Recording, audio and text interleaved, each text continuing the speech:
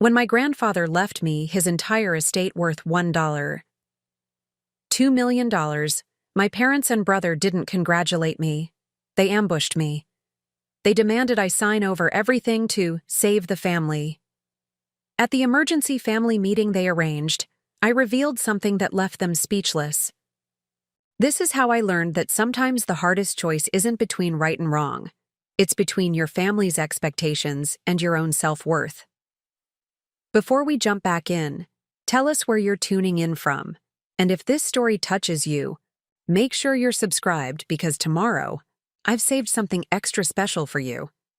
I never thought I'd become the villain in my family's story.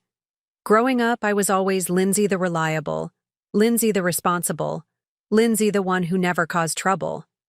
My brother Jason was the golden child, the charismatic entrepreneur, with big dreams who just needed a little more support to make it.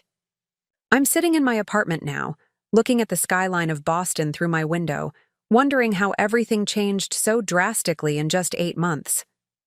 The apartment is small, but mine, really mine. No co-signers, no family loans, no strings.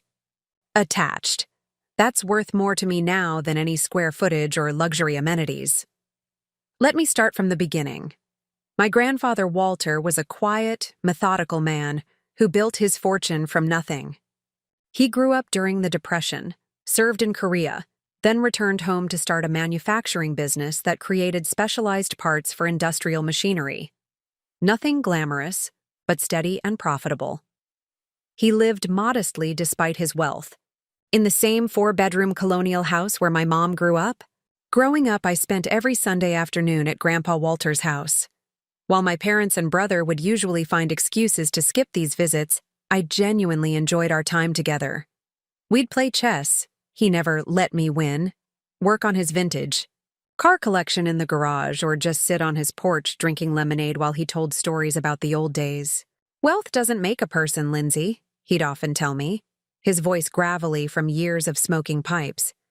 What makes a person is what they build with their own 2 hands and how they treat others when nobody's watching. I took his lessons to heart.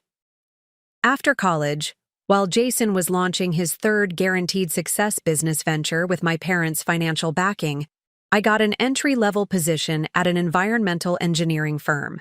The pay wasn't great, but the work was meaningful, and I was good at it. I lived within my means, saved diligently, and slowly worked my way up. My relationship with my family was complicated. My parents, Diana and Robert, weren't bad people, but they had always operated with a clear hierarchy of attention and resources. Jason first, everyone else second. When Jason needed $50,000 to start his fitness app company, they took out a second mortgage. When I needed help with student loans, they suggested I build character by working through college. "Your brother is building something important," Mom would say, her voice tinged with the reverence usually reserved for discussing religious figures. "He's going to change the world. We need to support his vision." I learned early on not to compete for their attention or resources. I built my life separately, created my own support systems, found mentors at work, and made friends who valued me for who I was, not where I fell in some family pecking order. Grandpa Walter passed away quietly in his sleep 3 months ago, at the age of 86. Despite our close relationship, his death hit me harder than I expected. He wasn't just family. He was the one person who had always seen me clearly, who valued my practical nature and quiet determination. The funeral was small, just as he would have wanted. My parents seemed appropriately sad, but distracted. Jason's latest business was facing cash flow problems, and they spent much of the reception huddled in corners with him, speaking in urgent whispers. 2 weeks after the funeral, I received a call from Mr. Harmon, Grandpa's attorney. "Lindsay, we need to discuss your grandfather's estate. Can you come to my office tomorrow at 10 a.m.?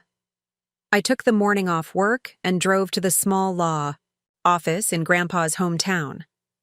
Mr. Harmon was an older man with silver hair and horn-rimmed glasses who had been my grandfather's friend for over 40 years. "Thank you for coming, Lindsay," he said, gesturing for me to take a seat across from his cluttered desk. I'll get right to the point. Your grandfather left an estate valued at approximately $2 million, including his house, investments, and liquid assets. I nodded, unsurprised that Grandpa had done well for himself, though the specific amount was larger than I'd imagined. What's unusual, Mr. Harmon continued, removing his glasses and fixing me with a direct gaze, is that he's left everything to you, the entire estate. I blinked, certain I'd misheard him. I'm sorry. What? Walter left everything to you, Lindsay. Not your parents, not your brother. You. My mind raced. This couldn't be right. Surely my parents would be hurt, offended. And Jason. Jason would be furious.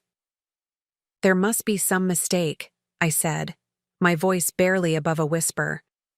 Mr. Harmon shook his head and slid a document across the desk. No mistake. Walter was very clear about his wishes. He also left you this letter. The envelope was heavy cream-colored stationery with my name written in Grandpa's distinctive, slightly shaky handwriting. I tucked it into my purse, unable to read it in front of Mr. Harmon while still processing this news. Why wouldn't he tell me about this? I asked. Walter was a private man, as you know. He didn't want his decisions to influence your relationship while he was alive. Mr. Harmon hesitated.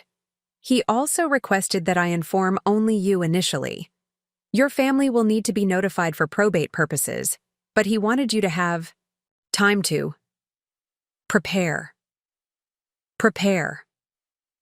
The word hung ominously in the air between us. Prepare for what? The fallout? The inevitable family drama? How long do I have? I asked. The probate notification will go out next week. I suggest you use that time wisely. I drove home in a daze, my mind spinning with questions. Why me? What was Grandpa thinking? How would I tell my family? Once home, I made myself a cup of tea, sat at my small kitchen table, and carefully opened the letter. My dearest Lindsay, if you're reading this, then I've moved on to whatever comes next. Don't waste too much time being sad about it. I've had a good run, and I'm ready for the adventure.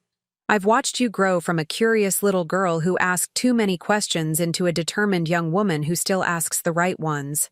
I've seen how you've built your life brick by brick, expecting nothing to be handed to you.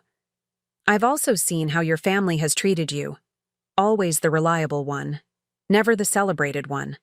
I'm leaving you my estate not because I love you more than the others, though perhaps I do, but because I trust you more.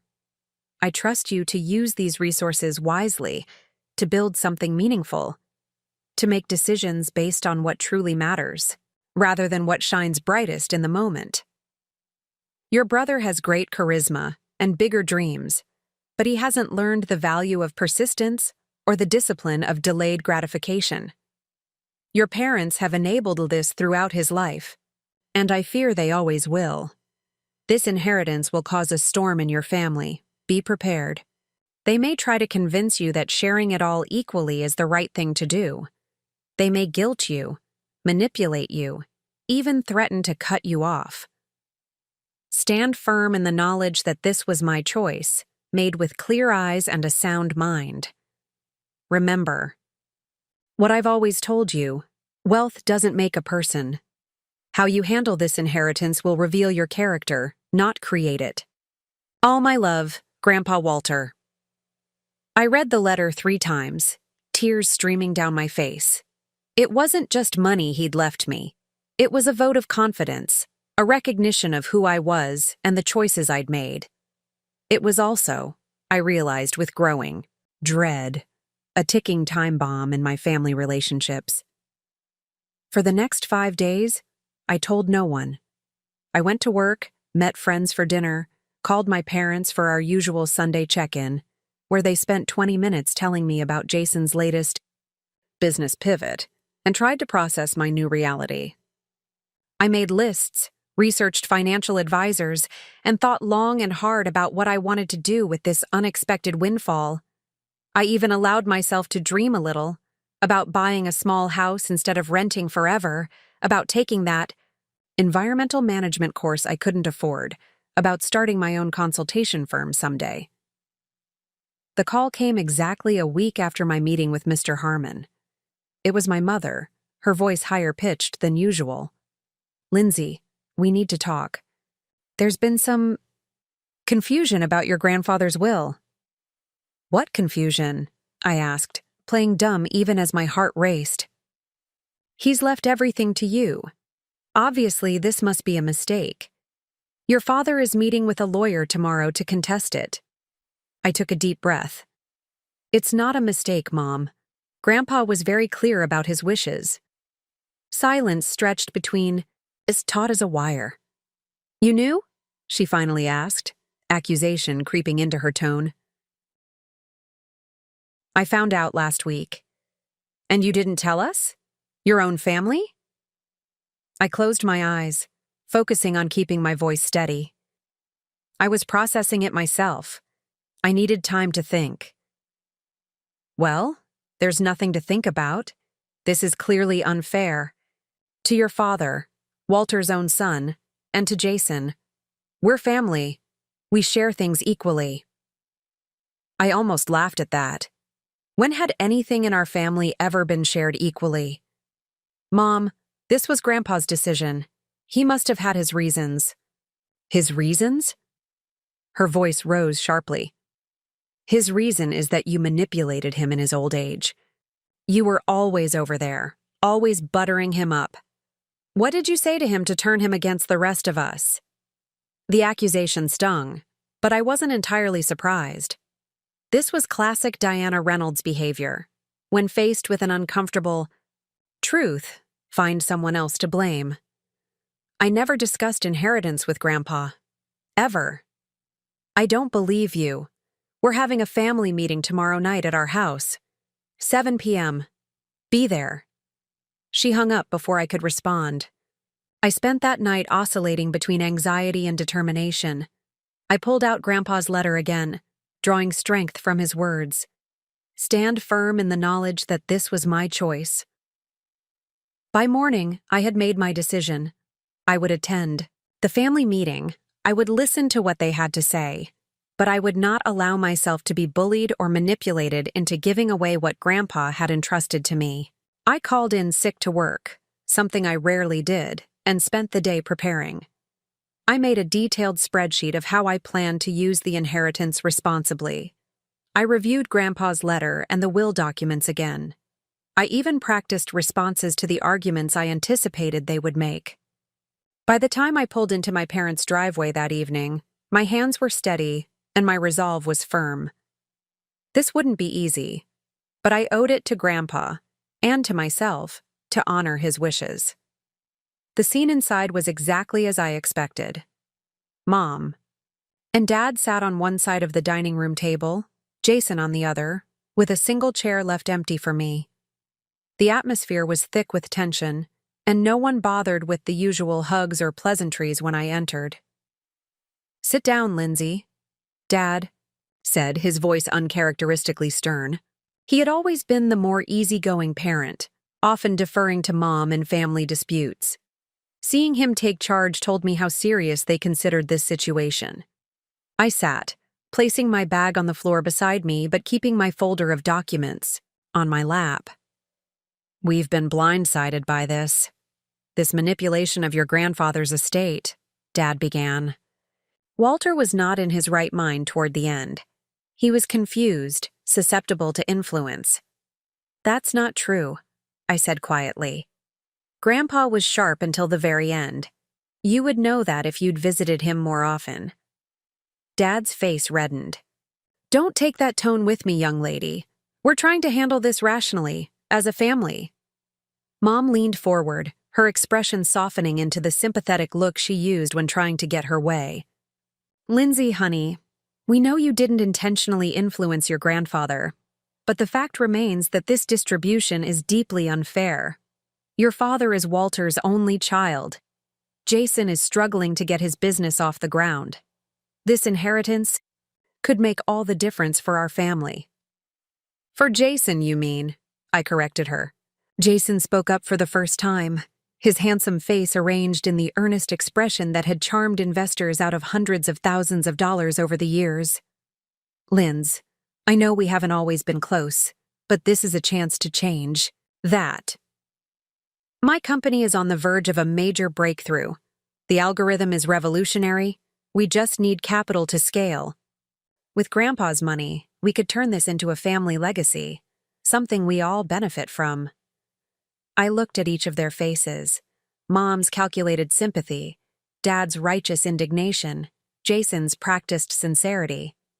They were so convinced of their own entitlement that they couldn't even conceive of a scenario where Grandpa had made this choice deliberately and with sound judgment. I've made a decision, I said, my voice stronger than I expected. They all leaned forward eagerly, assuming I was about to capitulate. I'm going to honor Grandpa's wishes. The inheritance stays with me. The silence that followed was deafening. Then, all at once, they erupted. You can't be serious. After everything we've done for you. This is pure selfishness. I let them vent for a minute before raising my hand.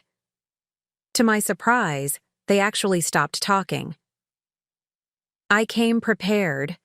For this reaction, I said, opening my folder. I want to show you something. I pulled out a stack of paper and placed it on the table.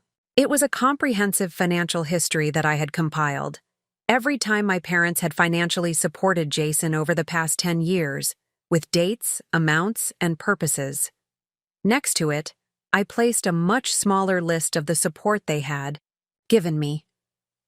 The disparity was stark and undeniable. This isn't about fairness, I said, my voice calm but firm. If it were about fairness, you would have treated us equally all along. This is about Grandpa making a choice based on what he observed in this family for decades. Mom tried to push the papers away. That's ancient history. This is about now, about family loyalty. No, I countered. This is about the patterns that have defined our family. Jason starts businesses that fail. You bail him out. He starts another. You bail him out again. Nothing ever changes because there are no consequences for failure and no incentives to succeed independently. Jason's face darkened. That's a low blow. My businesses haven't failed. They've evolved. The market is volatile. The market isn't the problem, Jason, I interrupted. Your business model is. You chase trends instead of building something sustainable. You spend on flash instead of substance. And why wouldn't you? Mom and Dad have always been your safety net. That's enough, Dad snapped. If you won't reconsider voluntarily, we'll contest the will. We'll show that Walter was not of sound mind. I pulled out another document. Mr. Harmon anticipated that. Grandpa underwent a full cognitive assessment by a geriatric psychiatrist 3 days before signing his final will. He scored in the 95th percentile for his age group. The assessment is included in the legal documentation. The fight seemed to go out of Dad all at once. Mom, however, switched tactics. What about family? She asked, her voice trembling. Does that mean nothing? To you, after all we've sacrificed? Family means everything to me, I replied, feeling a lump form in my throat. But family shouldn't mean sacrificing one member's future for another's. Grandpa saw that happening here. He saw me always coming second, always being asked to give so Jason could take. I turned to face my brother directly. I don't resent you for being the favorite, Jason. That wasn't your fault. But I do resent being expected to keep that pattern going forever. I deserve a chance at the future I want too. I stood up, gathering my documents. I'm willing to help you, Jason. Not with a blank check, but with guidance. I'll connect you with my company's business development team. They can review your business plan, suggest improvements, maybe even introduce you to legitimate investors. But I won't just hand over Grandpa's money to be burned through like all the rest. I looked at each of them. these people who shared my blood but had never truly seen me. I love you all. I hope someday you'll understand that this isn't me being selfish. This is me finally refusing to be invisible. With that, I walked out, my heart pounding, but my step steady. The weight of their expectations, their disappointment, their anger. I felt it all lifting with each step I took toward my car. I didn't know what would happen next. Whether they would contest the will anyway, whether our relationship could ever heal, whether I would always be the villain in their narrative. But for the first time in my life, I wasn't defined by their perception of me. I was standing in my own truth, honoring not just Grandpa's faith in me, but also my faith in myself. As I drove away from my parents' house that night, I realized that the inheritance wasn't really about the money at all. It was about recognition, value, the right to chart my own course without constantly being redirected to serve someone else's journey. That realization was worth more than any dollar amount could ever be. Preparing and narrating this story took us a lot of time, so if you are enjoying it, subscribe to our channel. It means a lot to us. Now back to the story. The morning after the family meeting, I woke up feeling something unexpected: peace. Despite the confrontation, despite the angry texts from my mother that had continued well past midnight, despite knowing that the battle was likely far from over, I felt lighter than I had in years. I made myself a cup of coffee and sat by my apartment window, watching the city come alive. My phone buzzed with another message. I expected more guilt from my mother, or perhaps a manipulative apology from Jason. Instead, it was from Eliza, my closest friend since college. "How did it go? Still on for breakfast? You're going to need pancakes for this debrief." I smiled and texted back, "Definitely still on. Need pancakes and bacon." 2 hours later, I was sitting across from Eliza in our favorite diner, recounting the previous night's showdown. "So you actually walked out? Just like that?" Eliza's eyes were wide with both shock and admiration. As someone who had witnessed my family dynamics firsthand over the years, she knew how monumental this stance was for me. "Just like that," I confirmed, cutting into my stack of blueberry pancakes. "I've spent my entire life trying to earn their approval, trying to be good enough, despite never being Jason. Last night, I finally realized I don't need their approval to validate my choices." Eliza reached across the table and squeezed my hand. "I'm proud of you, Linz. That couldn't have been easy." "It wasn't," I admitted. "But you know what's weird? The hardest part wasn't standing up to them. It was realizing that I could have done it years ago. I've been giving away my power for so long that I forgot I had any." "So, what happens now? With the money, I mean." I took a deep breath, excitement bubbling up as I shared my plans aloud for the first time. "I'm going to be smart about it. Grandpa wouldn't want me to squander this opportunity. First, I'm meeting with a financial advisor next week, someone Mr. Harmon recommended who specializes in sudden wealth management." "Smart move," Eliza nodded approvingly. "I'm thinking I'll allocate it in thirds," I continued, warming to my topic. 1/3 for long-term investments and retirement. 1/3 for education and professional development. I'm going to finally take that environmental management certification course and maybe even apply for that executive MBA program I've been eyeing." "And the last third?" I smiled, feeling a thrill of possibility. "Seed money for my own environmental consulting firm. I've been drafting business plans for years, you know that. Helping companies transition to sustainable practices without sacrificing profitability. I've got the technical knowledge from my current job and the client contacts. What I've never had is the capital to strike out on my own." Eliza's face lit up. "Lindsay Reynolds, environmental entrepreneur. I love it.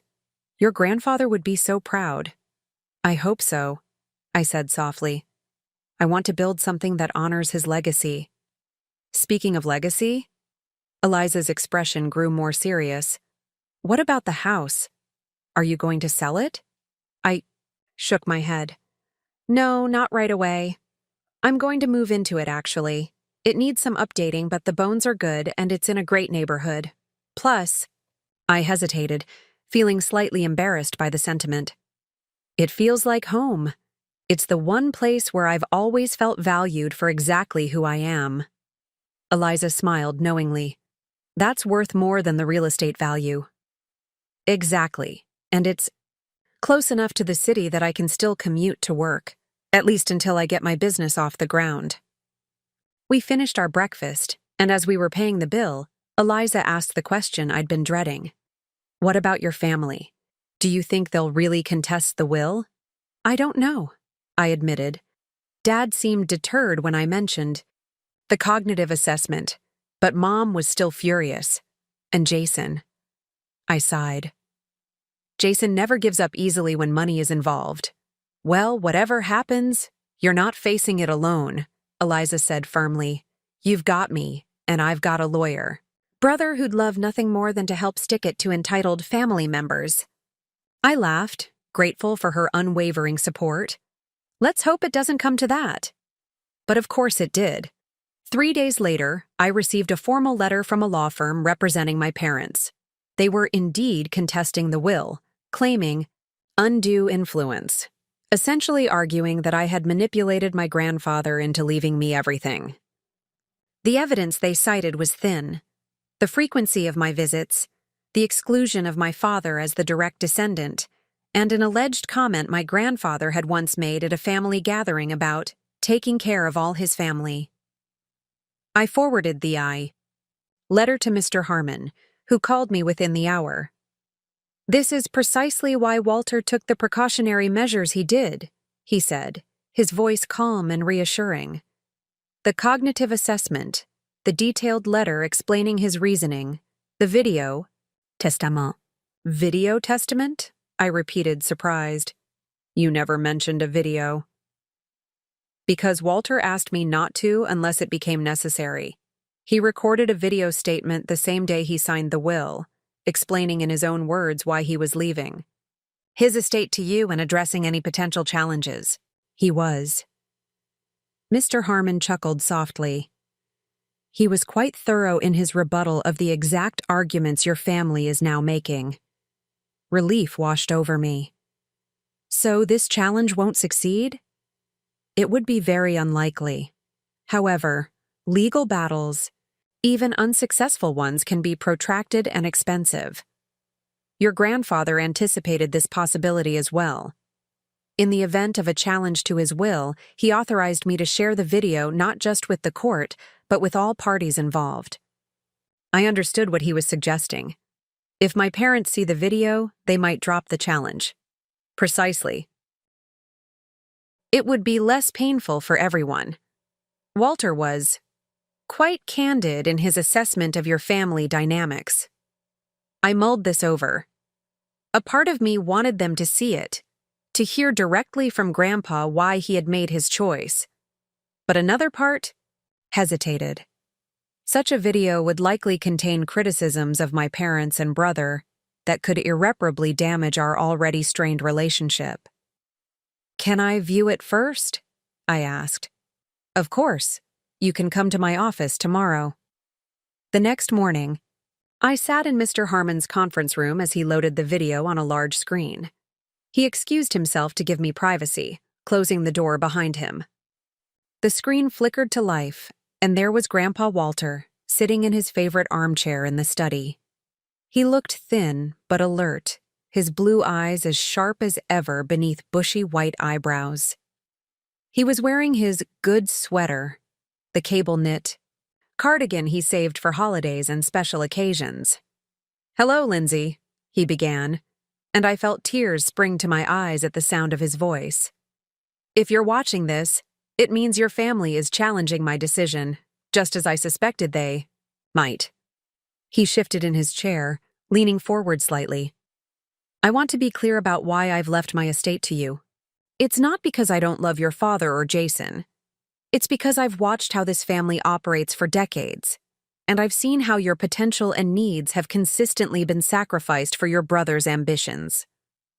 Grandpa detailed specific instances: my college fund that had been borrowed to support Jason's first business, the family trips canceled when his ventures needed cash infusions, the way my achievements were acknowledged briefly while his attempts were celebrated, lavishly regardless of outcome. Robert and Diana aren't bad people, he continued, referring to my parents. But they've created a damaging imbalance in how they distribute their emotional and financial resources between their children. They've turned Jason into a perpetual taker with an inflated sense of entitlement.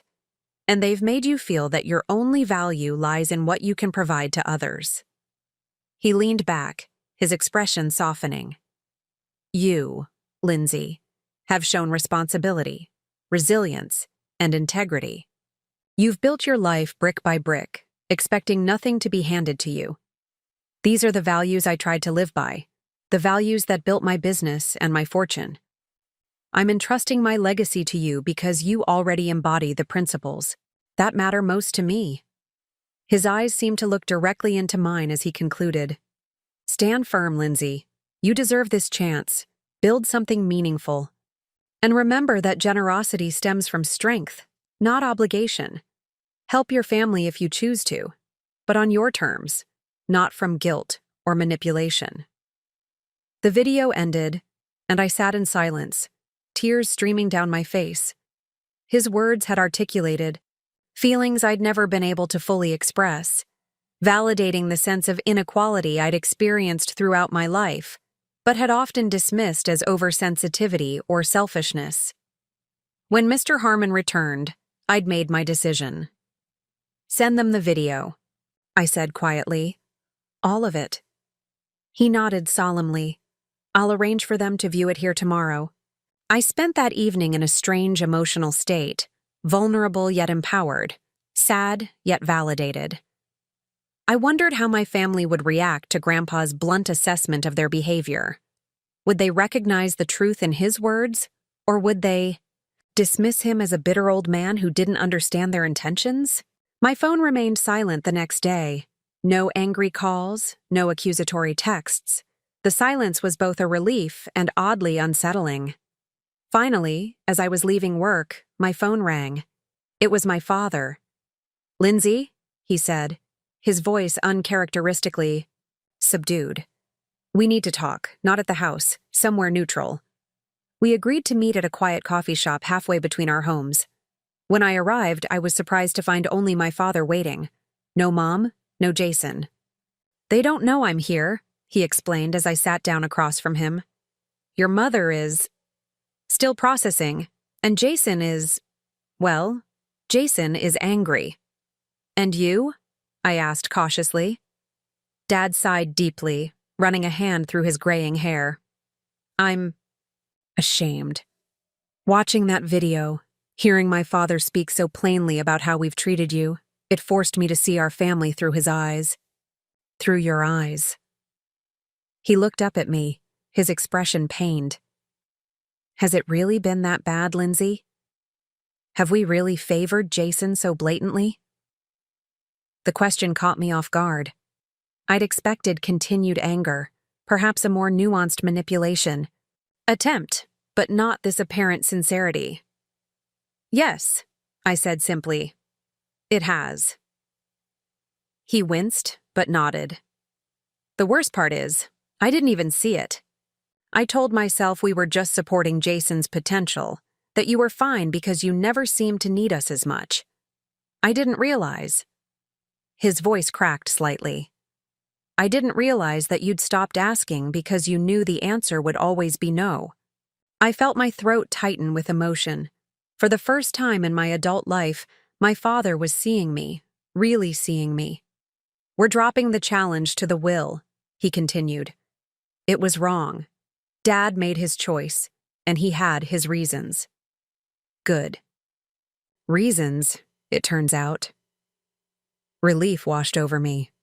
Thank you. Don't thank me for doing what should have been obvious from the start. Dad took a deep breath. I can't speak for your mother or brother, but I want to try to repair our relationship. I don't expect forgiveness right away, or maybe ever. But I want you to know that I'm going to work on being better, on seeing you clearly." I nodded, not trusting myself to speak. Part of me wanted to leap at this olive branch, to embrace any chance to heal our fractured family. But another part, the part that had finally learned to stand up for myself, recognized that words were easy. Change was hard. "I'd like that," I finally said, "but I need time, and I need to see real effort, not just good intentions." "That's fair," he agreed. "More than fair, actually." We talked for another hour, more openly than we had in years. He told me that my mother was still convinced that Grandpa had been manipulated, if not by me, then by Mr. Harmon. Jason had stormed out of the lawyer's office halfway through the video, declaring that Grandpa was playing favorites from beyond, the grave.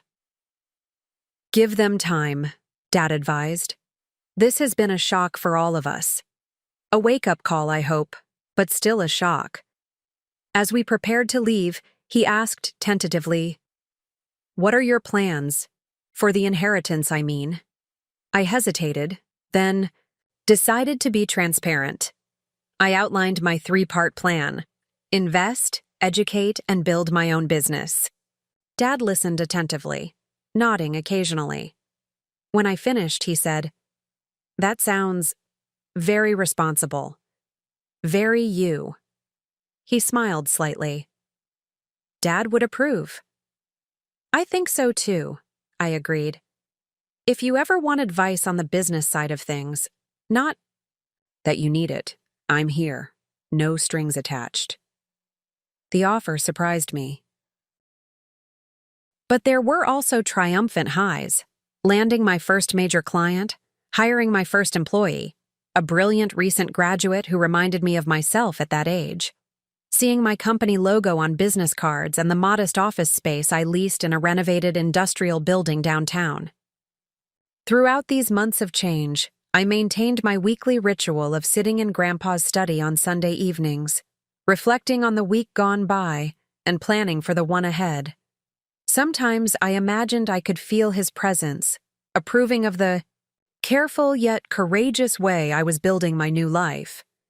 In those quiet moments, I would often reread his letter or watch snippets of his video testimony, drawing strength from his unwavering belief in me. One brisk October evening, as I sat updating my business plan to accommodate faster-than-expected growth, my phone rang. It was Jason, his voice tense with excitement. "We got it! The Mercer contract. They just signed." I felt a surge of pride, both in him and in my decision to take a chance on his business. Mercer Industries was a significant regional manufacturer, and securing them as a client was a major milestone for Jason's fledgling company. "That's fantastic," I said sincerely. "Their environmental compliance issues are complex. This could really establish your credibility in the market." "I couldn't have done it without your help," Jason said. And for once, there was no manipulation behind the gratitude, just genuine acknowledgement. Not just the investment, but the introductions, the guidance on the proposal. Everything. "You did the hard work," I reminded him. "I just opened a few doors. Well, we need to celebrate. Dinner this weekend? My treat. Someplace nice." I agreed, and as I hung up, I reflected on how dramatically our sibling relationship had evolved. We weren't best friends and probably never would be, but we'd developed something we'd never had before. Mutual respect as adults with separate but occasionally intersecting paths. The celebration dinner extended beyond just Jason and me when he asked if he could invite our parents. I hesitated, but ultimately agreed, curious to see how the family dynamic would play out in this new context where both Jason and I had achievements to share. We met at Hamilton's, an upscale restaurant overlooking the river. I arrived first, followed shortly by Dad, then Jason with Mom on his arm. She looked elegant as always, but tense, her smile not quite reaching her eyes when she greeted me. "Lindsay, you look well," she said, kissing the air beside my cheek. "Success agrees with you." There was a hint of something in her tone. Not quite resentment, not quite admiration. Perhaps a complicated mixture of both. The waiter seated us and took our drink orders.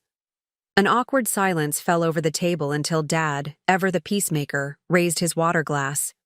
"I'd like to propose a toast to Jason and his new contract, and to Lindsay and her thriving new business. Your mother and I couldn't be prouder of both our children." Mom's smile tightened almost imperceptibly, but she raised her glass along with the rest of us. "To success," she said simply. As we ordered and began to eat, the conversation flowed more easily than I had anticipated. Jason described the challenging proposal process for the Mercer contract, giving me credit for helping him navigate the technical aspects of environmental compliance requirements. I shared stories from my consulting work, including a particularly difficult client who had finally embraced our sustainability recommendations after seeing the potential cost savings. "It's fascinating how you two have ended up in complementary fields," Dad observed, "almost like you could collaborate on certain projects." Jason and I exchanged glances, both of us clearly having had the same thought but neither wanting to push the idea too quickly. "We've actually discussed that possibility," I admitted. Jason's platform could streamline some of the monitoring and reporting processes my clients struggle with. "And Lindsay's consulting expertise could help my clients implement the changes needed to meet compliance standards," Jason added. "We're still figuring out how the businesses might intersect without creating conflicts of interest." Mom, who had been relatively quiet throughout the meal, suddenly spoke up. "I have to say, I'm surprised by all this. Cooperation between you two, especially after everything that happened with your grandfather's will." The table went silent. We had been carefully avoiding that particular topic all evening. "Diana," Dad warned softly, but Mom continued. "No, Robert, I think we should be able to discuss this openly. We're all adults here." She turned her attention to me. "Lindsay, I owe you an apology." I nearly choked on my wine. Of all the things I had expected her to say, that wasn't even on the list. When your grandfather left everything to you, I was hurt and angry. I saw it as him playing favorites, as him trying to control us even after he was gone. Mom's voice was steady, her gaze direct. "But watching how you've handled the inheritance, investing wisely, building something meaningful, even taking a chance on your brother when we all know his track record, I've come to see that Walter made the right choice." I sat stunned, unable to formulate a response. This was the mother who had accused me of manipulation, who had barely spoken to me for months, who had refused to set foot in Grandpa's house. "Mom," I finally managed, "I don't know what to say." "You don't need to say anything," she replied, her composure slipping slightly to reveal genuine emotion. "I've been holding on to my pride for too long. Watching both my children succeed these past months, not just financially but as people, has made me realize how petty I've been." Dad reached over and covered her hand with his, a gesture of support that spoke volumes about their own journey through this family upheaval. "We've all learned some difficult lessons," he said, "about ourselves, about each other. But maybe that was Walter's intention all along. Not just to provide for Lindsay financially, but to force us all to re-examine how we relate to each other." Jason nodded thoughtfully. "Grandpa always played the long game. Even in chess, he'd make moves that seemed random until 10 turns later, when you realized he'd been setting up a strategy all along." I smiled at the memory, feeling a wave of gratitude for my grandfather's foresight and courage in making a decision he knew would cause short-term pain but potentially long-term healing.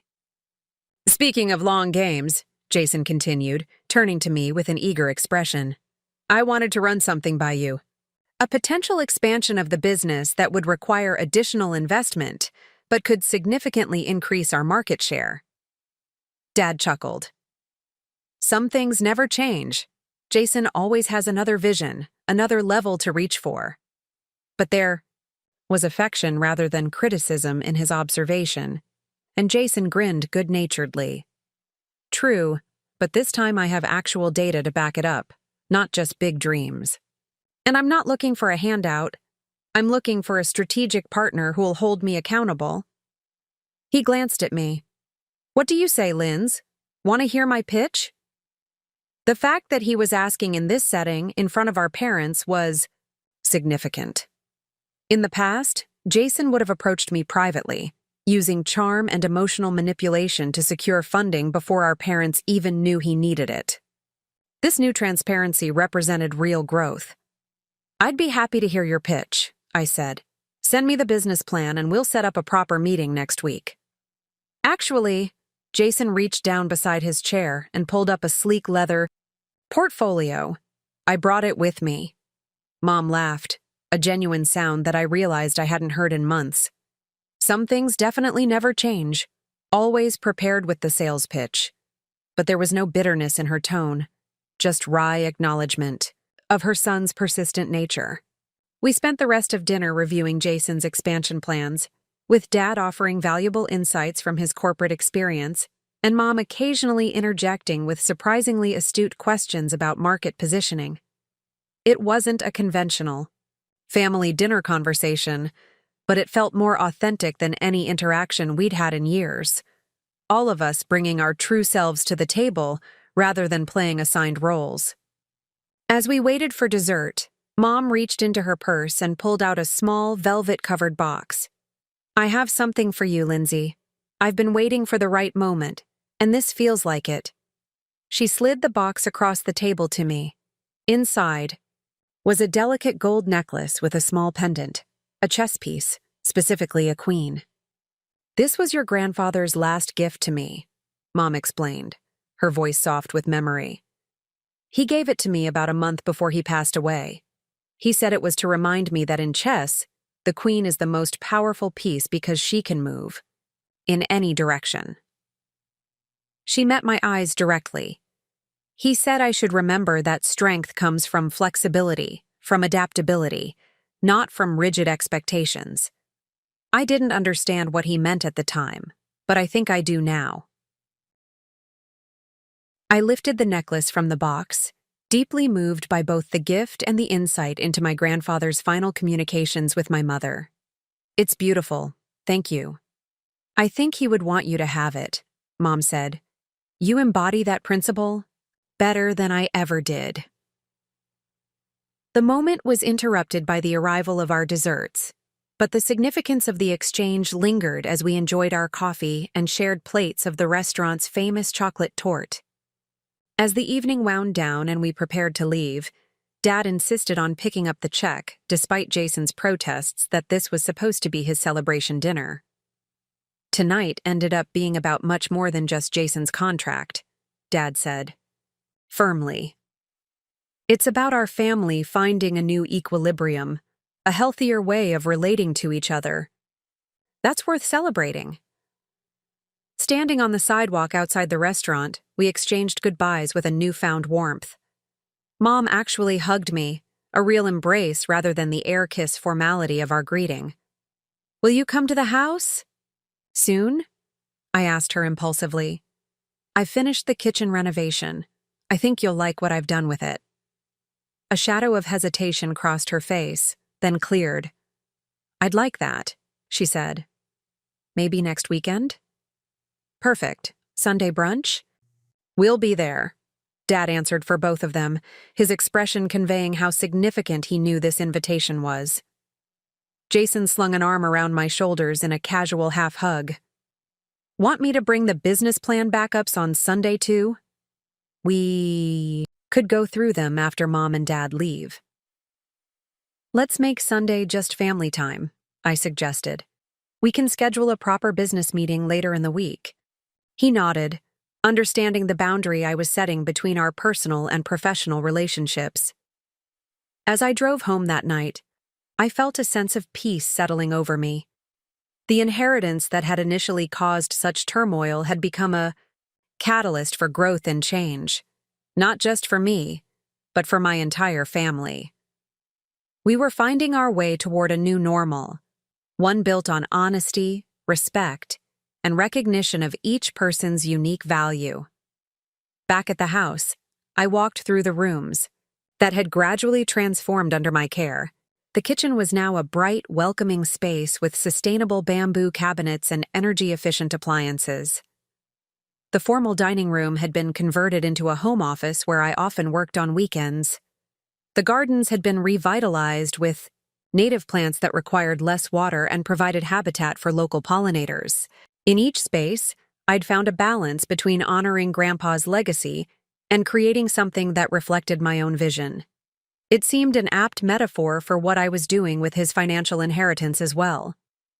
I ended the evening as I always did, in the study that remained largely unchanged, writing in my journal about the day's events. As I recorded the unexpected reconciliation with my mother, the promising developments in Jason's business, and my own growing confidence as an entrepreneur, I realized that the true value of Grandpa's inheritance wasn't measured in dollars.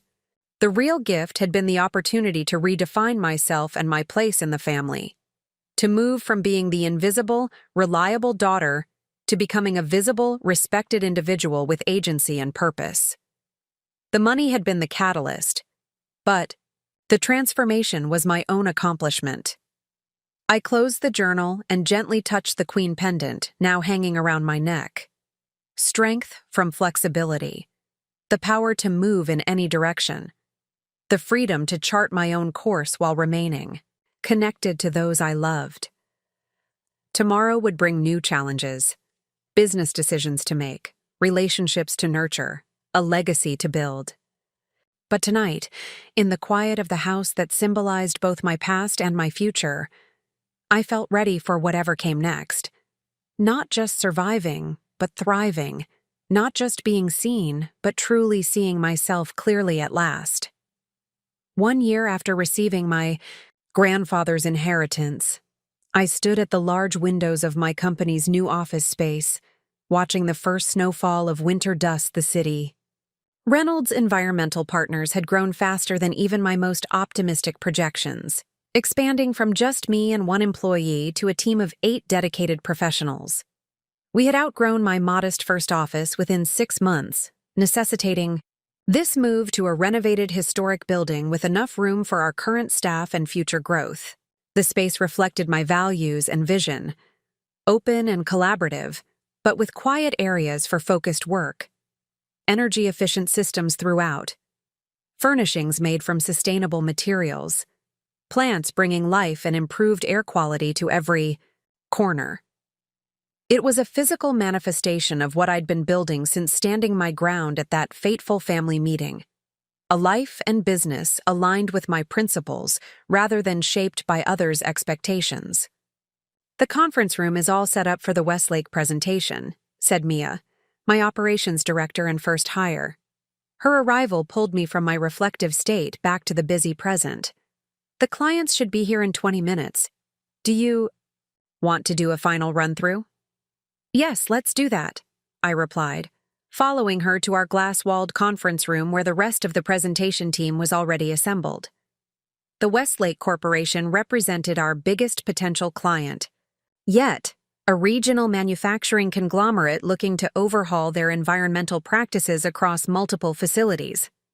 Landing this contract would not only secure our financial future for the next 2 years, but would create a showcase project demonstrating that sustainability and profitability could work hand in hand even in traditional industries.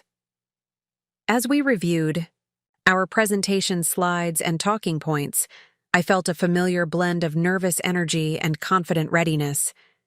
This was what I had been preparing for throughout my career, even before I had the courage to strike out on my own. The technical knowledge, the strategic vision, the ability to translate complex environmental considerations into practical business solutions. I had built these skills methodically over years, often without recognition or reward. Now they were the foundation of my success. "Remember," I told my team as we concluded our review, "Westlake isn't just looking for regulatory compliance. They want innovation that gives them a market advantage. Our approach has to demonstrate both immediate benefits, and long-term vision. They nodded, everyone clear on their roles and ready to shine. I felt a surge of pride in this team I'd assembled, each person bringing unique strengths but united by shared values and commitment to our mission. The Westlake executives arrived right on time, a group of 5 led by their CEO, Richard Westlake himself. I greeted them in the reception area, noting with interest that the legendary businessman was not at all what I had expected from his stern press photos. In person, he had warm eyes and a genuine smile that put everyone at ease. "Ms. Reynolds," he said, shaking my hand firmly, "I've heard impressive things about your firm. I'm looking forward to seeing if they're true." "I hope we'll exceed your expectations, Mr. Westlake," I replied with confidence. The presentation went even better than we had rehearsed. Each team member delivered their section flawlessly, and I guided the overall narrative, emphasizing how our comprehensive approach would transform Westlake's environmental impact while enhancing their bottom line and public image. The executives asked tough, insightful questions that showed they had done their homework and were serious about this initiative. 2 hours later, after the Westlake team had departed with promises of a decision within the week, my staff gathered in the kitchen area to decompress. "That went really well," Mia said, voicing what everyone was thinking. Mr. Westlake seemed particularly engaged during the renewable energy section. I nodded, allowing myself to feel cautiously optimistic. His questions were specific and thoughtful. That usually indicates genuine interest rather than just going through the motions. As we were discussing next steps, my phone buzzed with a text from Jason. "Heard Westlake was meeting with you today. How did it go? Want to grab coffee after work?" I smiled at this new dynamic between us, professional peers who supported each other's endeavors rather than rivals competing for family approval. "Meeting went well. Coffee sounds great. Usual place at 5:30? I texted back. His reply came quickly. "Perfect. I might have some interesting news to share." That intrigued me. Jason had been making steady progress with his compliance software company, hitting the milestones we had agreed upon and even securing a few significant clients on his own. My initial investment had proven sound, and I was considering his proposal for additional funding to support expansion. The afternoon passed in a flurry of follow-up emails, team debriefs, and preparation for the next day's client meetings. At 5:20, I grabbed my coat and headed out, walking the few blocks to Caffeine & Co. DI, the independent coffee shop halfway between our respective offices that had become our regular meeting spot. Jason was already there when I arrived, laptop open. At a corner table, 2 steaming mugs waiting. He looked up and waved me over, his expression animated with barely contained excitement. "I ordered your usual," he said as I sat down across from him. "Earl Grey with honey." "Thanks." I took a grateful sip of the hot tea. "So, what's this interesting news?" Jason closed his laptop, leaning forward eagerly. "I got a call from Dan Westlake this morning."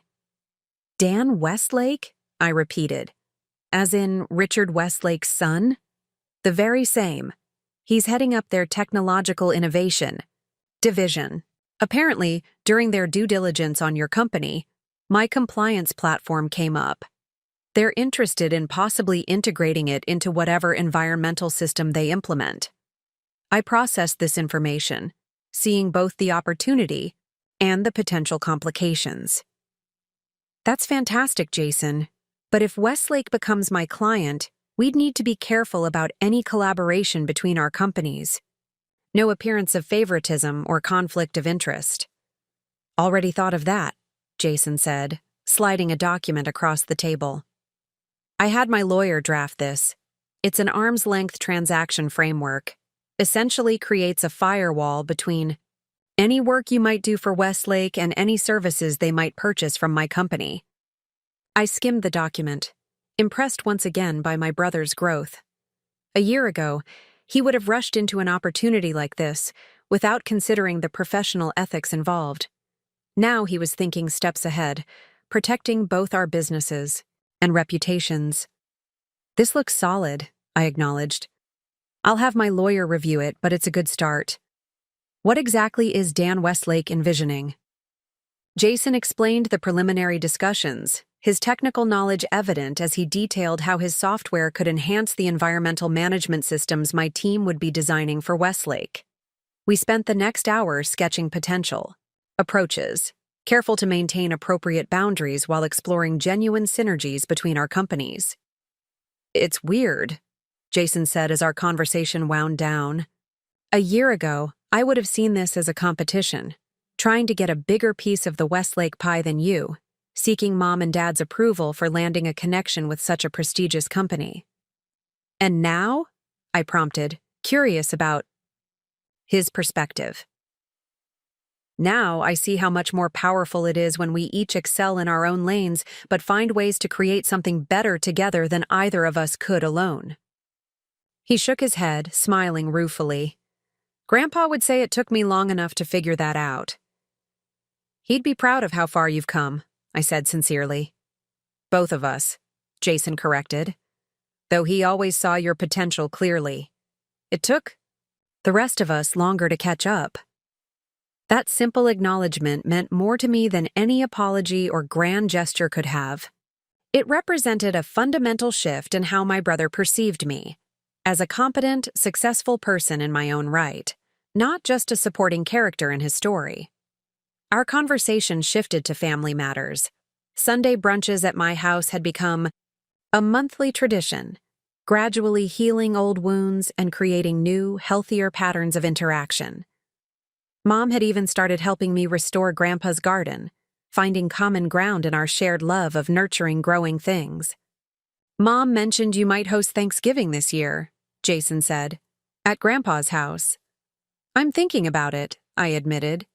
It feels right somehow, bringing the family together there, continuing traditions while creating new ones. Jason nodded thoughtfully. It would be the first major holiday without Grandpa. All the more reason to honor him by gathering in the home he created. As we prepared to leave, Jason hesitated, then asked, Have you heard from Mr. Harmon lately? The question surprised me. Not since the quarterly trust review last month? Why? He called me yesterday, asked if I could come to his office next week, said there was something Grandpa had arranged that involves both of us. But he wouldn't elaborate. This was unexpected. He didn't mention anything to me. Probably nothing major, Jason shrugged, though his expression suggested he was as curious as I was. Maybe some family heirloom Grandpa wanted me to have now that I've proven I'm not completely irresponsible. We laughed, but I made a mental note to call Mr. Harmon the next day. If there was another aspect to Grandpa's estate plan that was only now coming to light, I wanted to be prepared. The following morning brought an email from Richard Westlake himself. Westlake Corporation wanted to proceed with Reynolds Environmental Partners as their sustainability consultant. The contract would be the largest in my company's short history, a true game changer that validated both my business model and the decision to leave my corporate job. I shared the news with my team, acknowledging their exceptional work while emphasizing that this was just the beginning of an intensive project that would test all our capabilities. Their excited chatter filled the office as they began discussing implementation plans and resource allocation. In the midst of the celebration, I slipped away to my private office to call Mr. Harmon. His assistant put me through immediately. "Lindsay, I was planning to call you today," the lawyer said warmly. "I assume Jason mentioned our conversation?" "He did. He said you wanted to meet with both of us about something Grandpa arranged?" "That's correct. Are you available next?" "Tuesday at 2 p.m.? I can make that work. What's this about, Mr. Harmon?" There was a slight pause before he answered. Walter set up what we might call a second phase of his estate plan to be implemented 1 year after the initial inheritance, contingent upon certain conditions being met. "What kind of conditions?" I asked, intrigued. "I'd prefer to discuss the details in person," with both you and Jason present. But I can tell you that Walter would be very pleased with how things have unfolded." This cryptic response only heightened my curiosity, but I respected Mr. Harmon's desire to follow Grandpa's instructions precisely. We confirmed the appointment time, and I returned to my team's ongoing celebration, my mind now split between the exciting new Westlake contract and wondering what Grandpa had planned from beyond the grave. The next few days passed in a whirlwind of activity: contract negotiations with Westlake, staffing plans for the project, media interest in our growing company, and preparation for a speaking engagement at a national sustainability conference. I barely had time to think about the mysterious meeting until Tuesday arrived. Jason and I met in the lobby of Mr. Harmon's office building, both of us arriving early out of curiosity. "Any idea what this is about?" Jason asked as we rode the Yao elevator to the 14th floor. "None." Mr. Harmon was deliberately vague. "Classic Grandpa move," Jason observed. "Always had a flair for the dramatic reveal." Mr. Harmon welcomed us into the same conference room where I had first learned about my inheritance a year ago. A folder lay on the table, along with a small wooden box I didn't recognize. "Thank you both for coming," the lawyer said, gesturing for us to sit. Walter was very specific about the timing of this meeting. He wanted exactly 1 year to pass from the reading of his will, and he established certain benchmarks that needed to be achieved before this next phase could be implemented. "Benchmarks?" I repeated, exchanging puzzled glances with Jason. "Yes." Walter was, as you know, a meticulous planner. He outlined specific outcomes he hoped his estate plan would facilitate. Mr. Harmon opened the folder. These included Lindsay establishing her own business, Jason demonstrating financial responsibility and meaningful professional growth, and, perhaps most importantly, a healthier relationship dynamic developing between all family members. I felt a chill run down my spine at the realization that Grandpa had anticipated these outcomes with such precision. He hadn't just left me his money. He had designed a comprehensive plan to address deep-seated family patterns. Through our regular conversations over the past year, Lindsay, and through the reports I requested from Jason regarding his business development, I've been able to confirm that these benchmarks have indeed been met. Mr. Harmon smiled warmly at both of us. Walter would be extremely pleased. "So what happens now?" Jason asked, his usual impatience tempered with genuine curiosity. Mr. Harmon slid the wooden box toward the center of the table. Walter established a second trust, separate from the main inheritance. This trust contains funds specifically allocated for a joint venture between his grandchildren. "A joint venture?" I repeated, surprised. "Yes." He believed that you two, working together with your complementary strengths, could create something more meaningful than either of you could accomplish separately. Jason and I looked at each other, both clearly thinking of our recent discussions about potential collaboration on the Westlake project. The trust contains $500,000 to be used as seed capital for a business endeavor that meets certain criteria, Mr. Harmon continued. The venture must have environmental sustainability at its core, must leverage both of your professional expertise, and must include a component that gives back to the community. He opened the wooden box, revealing an old-fashioned brass key nestled on velvet lining. This key is symbolic rather than functional. Walter wanted it to represent unlocking potential through collaboration. I reached out and touched the key gently, feeling a wave of emotion at this final gift from my grandfather. Not just financial resources, but a vision for healing and growth that extended beyond his lifetime. "There's more," Mr. Harmon said, extracting a sealed envelope from the folder. Walter recorded a second video message, to be viewed only if the conditions were N. He set up his laptop on the conference table, inserted a memory drive, and a moment later, Grandpa's face appeared on the screen. He looked exactly as he had in the first video, Same study, same sweater, same piercing blue eyes that seemed to see right through the camera lens to the future where his grandchildren would be watching. "Hello, Lindsay and Jason," he began, his familiar voice filling the room. "If you're viewing this, then a year has passed since my departure, and you've both taken important steps toward becoming the people I always knew you could be." He shifted slightly in his chair, his expression thoughtful. "I've lived long enough to understand that family dynamics are complex and often deeply rooted in patterns established long ago. The uneven distribution of my estate was never meant as a punishment or a reward, but as a catalyst, a disruption to patterns that were holding all of you back." Jason reached over and briefly squeezed my hand, a silent acknowledgement of the truth in our grandfather's words. "Lindsay," Grandpa continued, "I left you my estate because I trusted your judgment, your integrity, and your vision. I believed you would use those resources not just to secure your own future, but to create something meaningful that reflects your values." His gaze seemed to shift slightly, as if he were now looking directly at Jason. "And Jason, I limited your immediate inheritance because I believed you needed to develop self-reliance and discipline before resources could truly benefit you, rather than enable self-defeating patterns. But my larger hope was that this arrangement would eventually bring you together as equals, each respecting the other's unique strengths. The funds in this second trust represent my investment in that partnership." Grandpa leaned forward, his expression intense.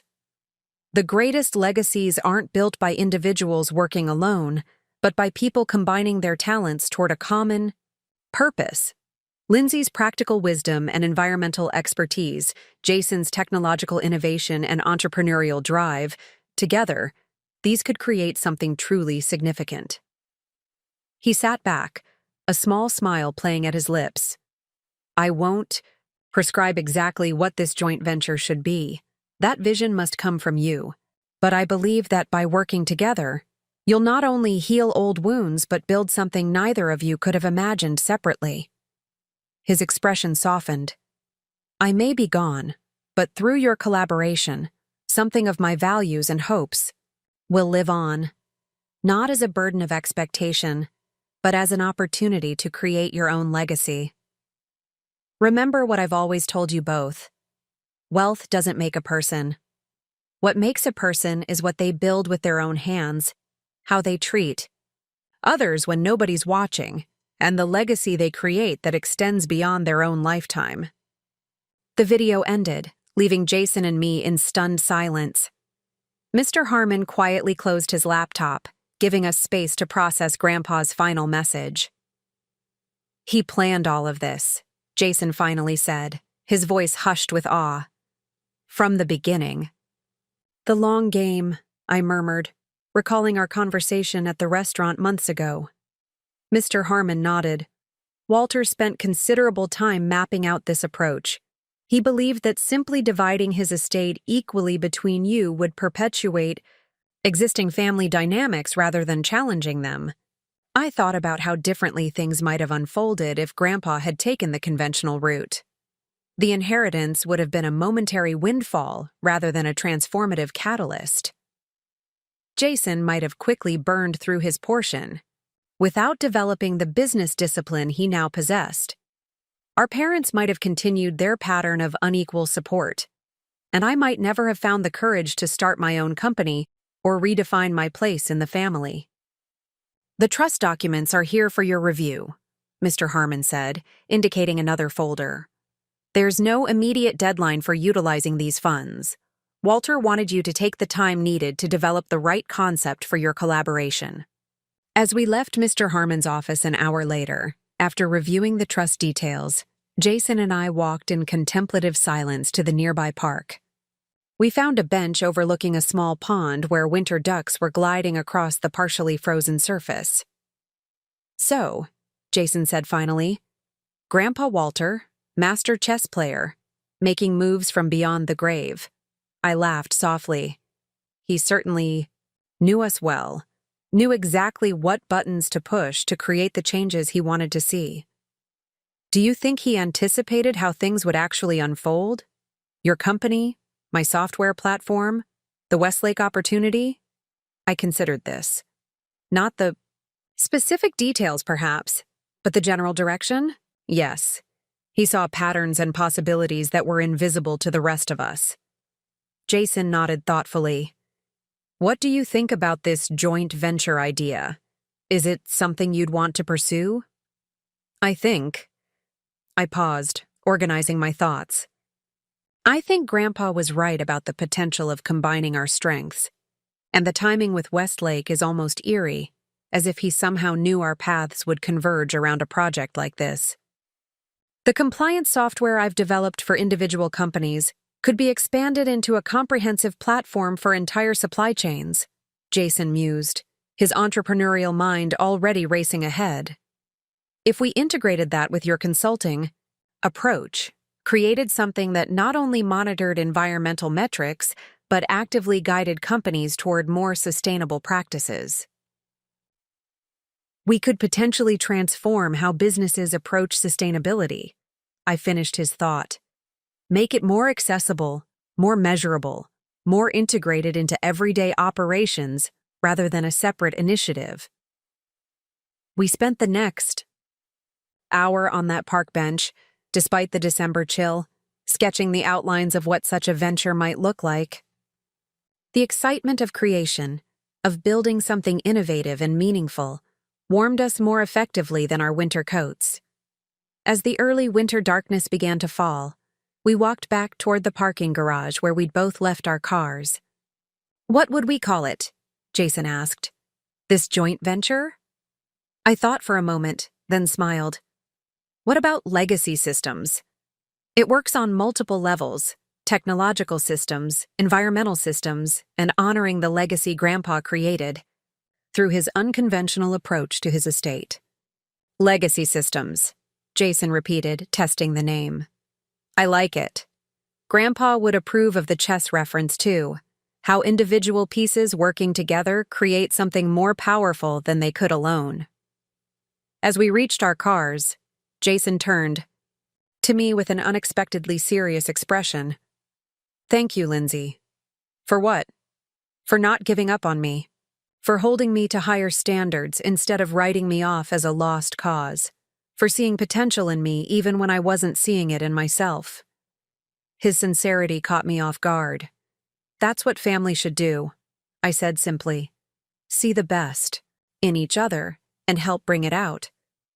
Well, we're finally learning how, Jason replied. Better late than never. As I drove home to Grandpa's house, my house, that evening, I reflected on the extraordinary journey of the past year. What had begun as a shocking inheritance that triggered family conflict had evolved into something far more valuable than money.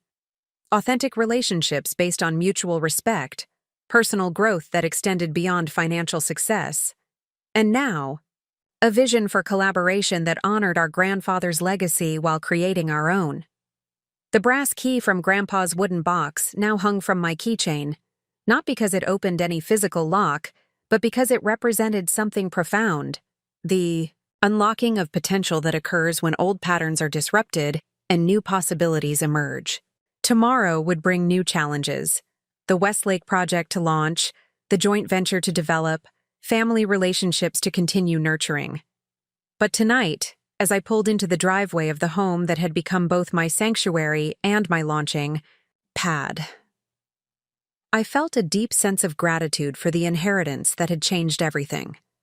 Not just the financial resources, but the courage to stand firm in my own worth, the wisdom to recognize healthy boundaries, and the vision to build something meaningful from both. Grandpa's final gift hadn't been money at all. It had been perspective, the ability to see myself and my family clearly, to recognize patterns without being bound by them, to imagine a different future, and take the first brave steps toward creating it. That was a legacy worth building upon. 3 years had passed since that fateful family meeting where I had stood my ground against pressure to sign over my inheritance. Standing at the podium in the Westlake Corporation's headquarters auditorium, I surveyed the audience of industry leaders, government officials, and press gathered for the official launch of Legacy Systems. the joint venture that had grown from Grandpa Walter's final gift. Environmental sustainability isn't just about compliance or public image, I said, my voice steady with the confidence that comes from deep conviction. It's about recognizing that business success and environmental responsibility aren't competing interests, but complementary forces. Our platform doesn't just help companies track their environmental impact. It transforms how they view their relationship with the natural world and the communities they serve. I gestured to the large screen behind me, where our company logo, AI, stylized tree with circuit board patterns in the trunk and branches, was displayed alongside impressive metrics from our pilot programs. In just 18 months of beta testing, companies using legacy systems have reduced their carbon emissions by an average of 32%, decreased water usage by 41%, and improved their regulatory compliance scoring by 87%. All while increasing operational efficiency and reducing costs. The numbers spoke for themselves, but what the metrics couldn't capture was the journey that had brought us here, the personal growth, healed relationships, and transformation of values that had made this moment possible. As I concluded my portion of the presentation and introduced Jason, who would demonstrate the technical aspects of our platform, I felt a surge of pride watching my brother take the stage with confident professionalism.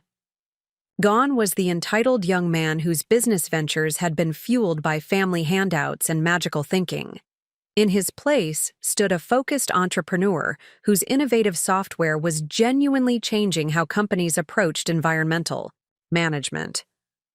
"Thank you, Lindsay," Jason said, smoothly taking over. "What makes legacy systems different is its integration of compliance requirements, operational efficiency, and forward-looking sustainability planning into a single intuitive platform." As he launched into the technical demonstration, I stepped to the side of the stage where I could see our parents sitting in the front row. Dad gave me a subtle thumbs up, his expression radiating pride.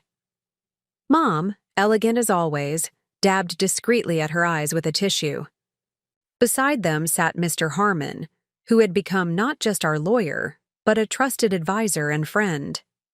The journey to this moment had been filled with challenges, setbacks, and unexpected breakthroughs. After receiving Grandpa's second trust and the brass key that symbolized our potential collaboration, Jason and I had spent 6 months developing the concept for legacy systems, meticulously integrating his compliance software with my environmental consulting framework to create something genuinely innovative. We had presented our business plan to a panel of advisors that included Mr. Harmon, Dad, whose corporate experience proved invaluable, and 3 industry experts who asked tough questions and pushed us to refine our approach. The $500,000 from Grandpa's trust provided our seed funding, but we had been determined to build something that could attract additional investment on its own merits. Our big break had come through the Westlake project. As my consulting firm implemented sustainability initiatives across their manufacturing facilities, Jason's compliance software had proven so effective that Richard Westlake himself had taken notice. "You two have something unique here," he had told us during a project review meeting. "Not just technically solid, but visionary. Have you considered scaling this approach beyond a single client implementation?"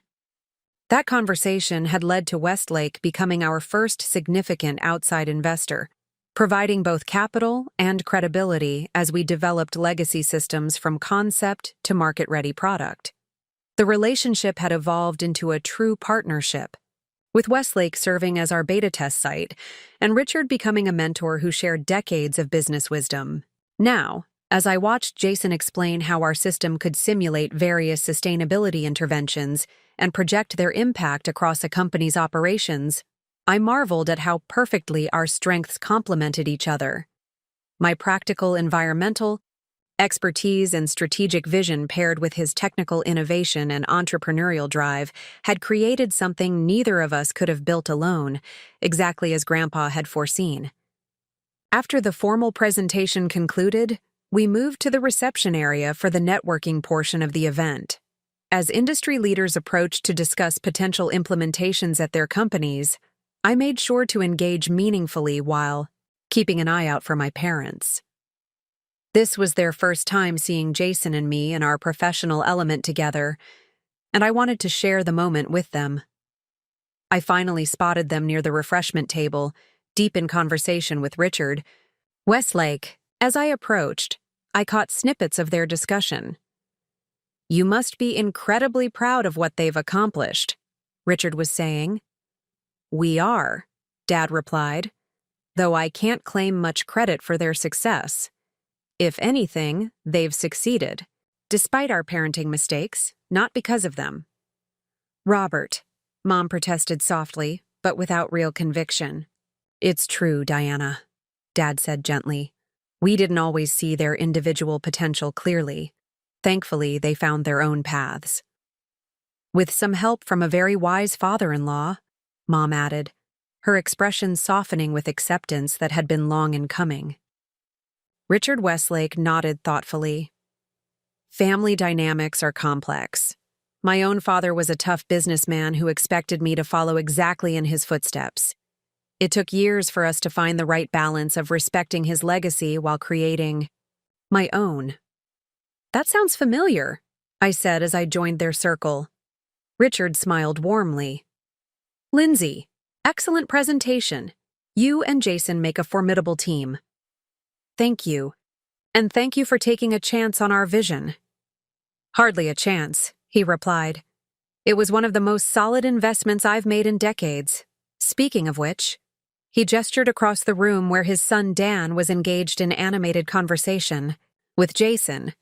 "I think my son is trying to convince your brother to consider additional applications for the platform." I laughed. Jason's probably pitching back just as hard. They bring out each other's entrepreneurial instincts. As Richard excused himself to greet other guests, I turned to my parents. "What do you think, seeing it all come together like this?" Dad pulled me into an unexpected hug. "I think your grandfather would be bursting with pride, as are we." "It's remarkable," Mom added, her voice holding genuine admiration. "Not just the business itself, but seeing how you and Jason work together. There's a harmony there that I never would have anticipated 3 years ago." The observation touched me deeply because it acknowledged not only our professional success, but the personal growth and healing that had made it possible. Mom had come a long way from the woman who had accused me of manipulating Grandpa for financial gain. "We've all changed," I said softly. "That was Grandpa's real gift, creating circumstances that allowed us to see ourselves and each other more clearly." The rest of the reception passed in a blur of introductions, discussions of potential implementations, and fielding questions from industry reporters. By the time the event concluded, Jason and I had a list of 15 companies interested in pilot programs and 3 potential investment partners. As the crowd thinned, Jason found me near the exit. "Success by any measure," he said, his expression both exhausted and exhilarated. "Westlake's team is already talking about expanding our platform to their international facilities." "One step at a time," I cautioned, though I shared his excitement. "Let's make sure the domestic rollout is flawless before we go global." He laughed. "Always the practical one. That's why we work well together. You keep my ambitions grounded in reality." "And you push my practical plans toward bigger possibilities," I acknowledged. We had learned to value these complementary perspectives rather than allowing them to become sources of friction. What once might have devolved into Jason dismissing me as too cautious or me seeing him as recklessly ambitious had evolved into genuine respect for our different approaches. "Mom and Dad want to take us to dinner to celebrate," Jason said. "That new place overlooking the harbor." "Perfect. Let me just finish up with the Westlake PR team about the press release, and I'll meet you there." By the time I arrived at the restaurant an hour later, the sun was setting over the harbor, casting golden light across the water. My family had secured a table on the terrace with a spectacular view. As I approached, I was surprised to see not just Mom, Dad, and Jason, but also Mr. Harmon and Eliza, my friend who had supported me through every step of this journey. "There she is," Dad called out, rising to pull out a chair for me. "The woman of the hour."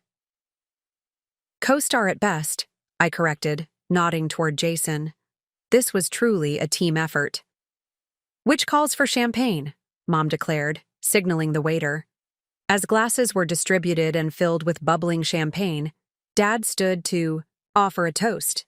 3 years ago, such a moment would have inevitably centered on Jason's achievements, with mine mentioned as an afterthought. Now, Dad looked at both of us with equal pride.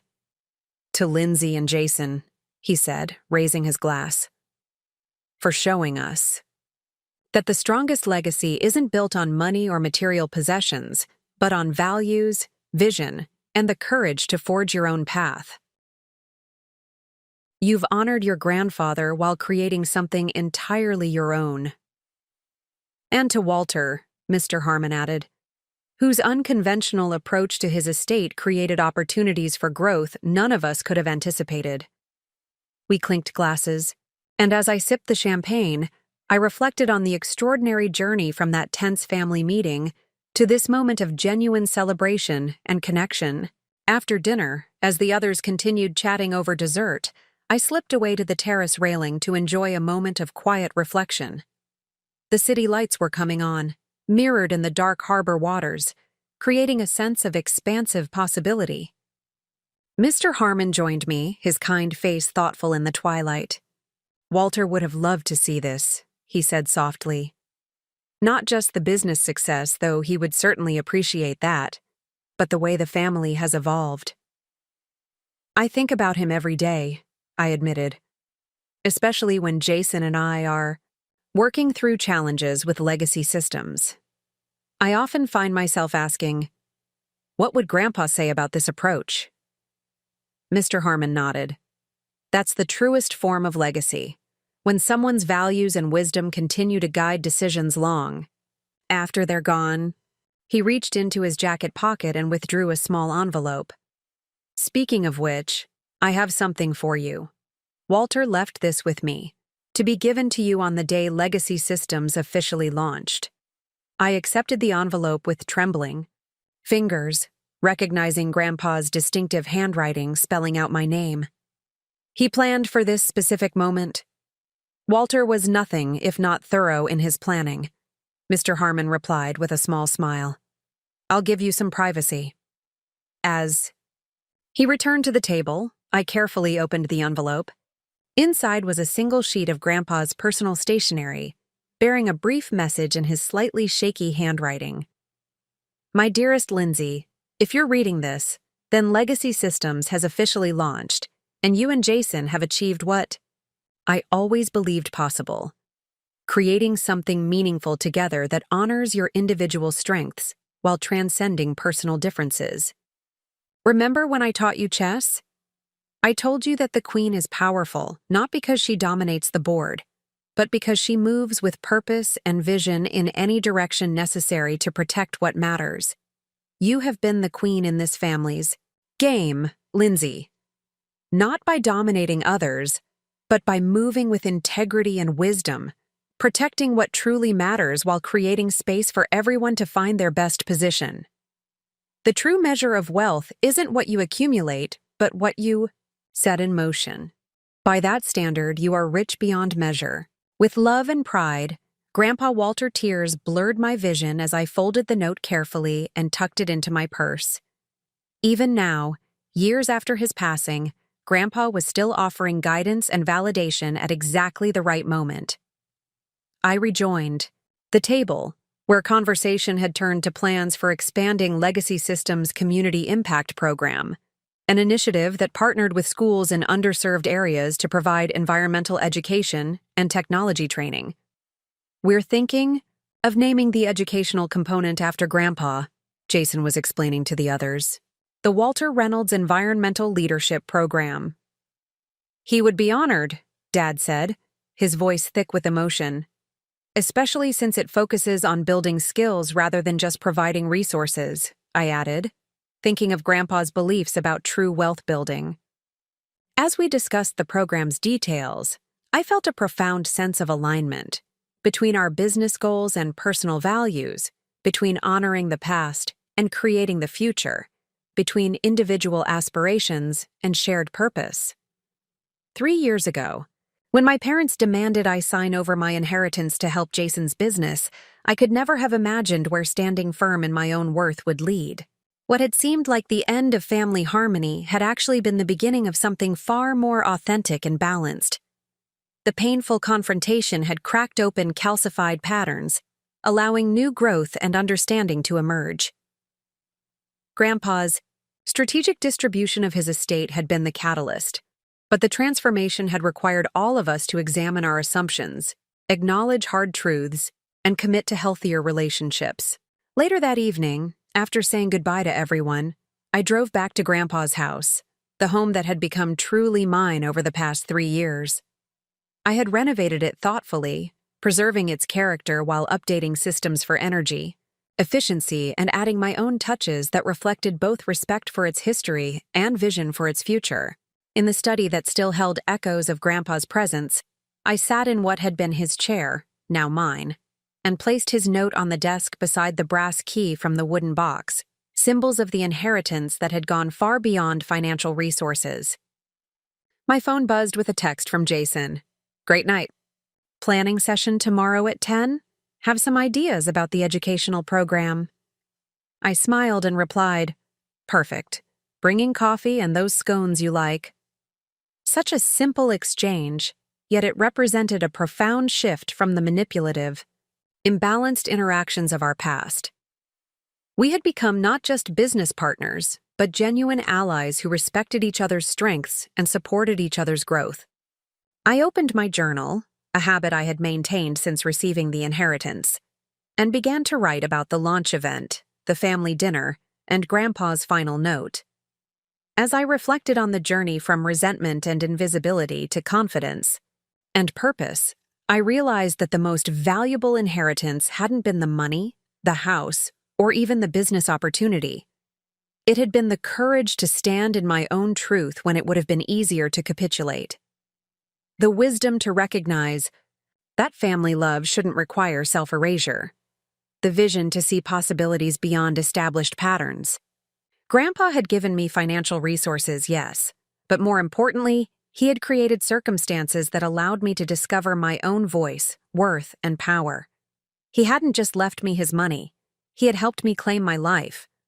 And in doing so, he had set in motion a transformation that extended far beyond me. To Jason finding purpose and discipline, to my parents recognizing and addressing their unequal treatment, to the creation of a business that was genuinely helping companies balance prosperity and responsibility. That was the ultimate legacy, not assets transferred, but values embodied, not just wealth inherited, but wisdom lived. As I closed my journal and prepared for bed, I felt a deep sense of gratitude mixed with anticipation for what lay ahead. Tomorrow would bring new challenges with legacy systems, ongoing evolution in family relationships, and continuing opportunities to honor Grandpa's faith in me through my choices and actions. The journey that had begun with that difficult family meeting had no final destination. It was a continuing path of growth, purpose, and authentic connection. But now I walked it with confidence, knowing that standing firm in my worth had not only changed my life, but created ripples of positive transformation that continued to spread in ways I could never have imagined. That realization wasn't just comforting, it was empowering. Every time we refuse to diminish ourselves to meet others' expectations, we create space for more authentic relationships and more meaningful contributions. Every time we honor our own value, we make it possible for others to discover theirs as well. Grandpa had understood this profound truth.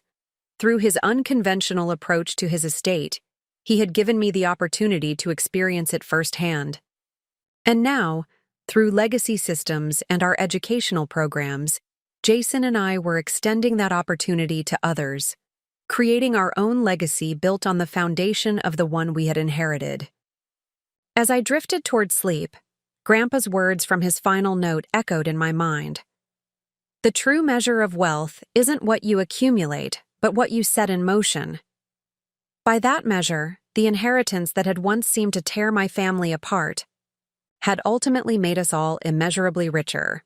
Up next, you've got 2 more standout stories right on your screen. If this one hit the mark, you won't want to pass these up. Just click and check them out, and don't forget to subscribe and turn on the notification bell so you don't miss any upload from us.